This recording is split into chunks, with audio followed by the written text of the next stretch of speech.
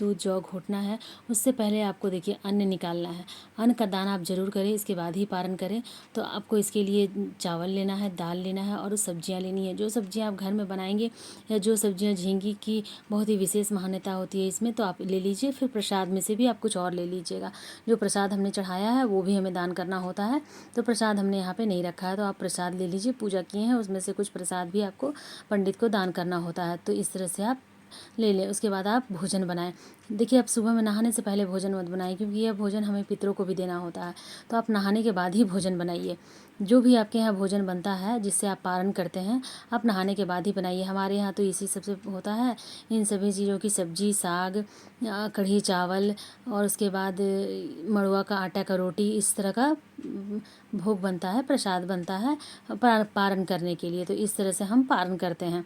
और आप नहाने के बाद सुबह में पूजा विसर्जन करने के बाद ही आप भोजन बनाइए, क्योंकि यही सभी चीज़ें हमें अपने पितरों को देनी होती हैं। तो देखिए, हम इस सब सब्जी बनाने के लिए तैयारी कर लिए हैं, तो हम सब्जी बना लेंगे।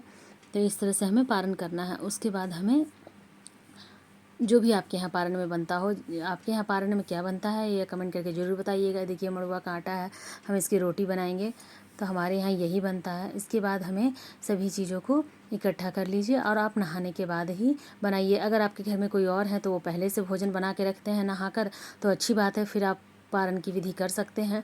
जैसे ही आप विसर्जन करके उठेंगे फिर अपने पितरों को दे दीजिए, उसके बाद आप भी पारण कर लीजिए। तो हम कढ़ी चावल है, तो हमारे यहाँ सभी भोजन इस तरह से तैयार है। अगर आपके घर में कोई और है जो भोजन पहले से तैयार कर सकता है तो ठीक है, नहीं तो आप नहाने के बाद ही भोजन तैयार कीजिए। फिर देखिए, इस तरह से हम झींगी के पत्ते पर जो भी भोजन बनाएंगे वो सभी चीज़ें हमें हमारे पितरों को देनी होती है। यथासंभव जो भी भोजन आप बना चुके हैं वो सब दीजिए।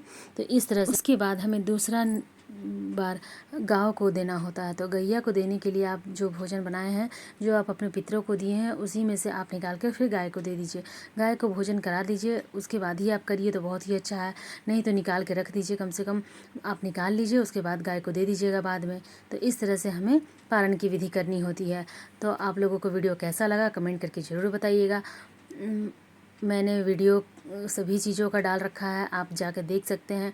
अगर आपको कोई डाउट हो तो कमेंट करके पूछ सकते हैं। मेरा वीडियो आपको कैसा लगा ज़रूर बताइएगा।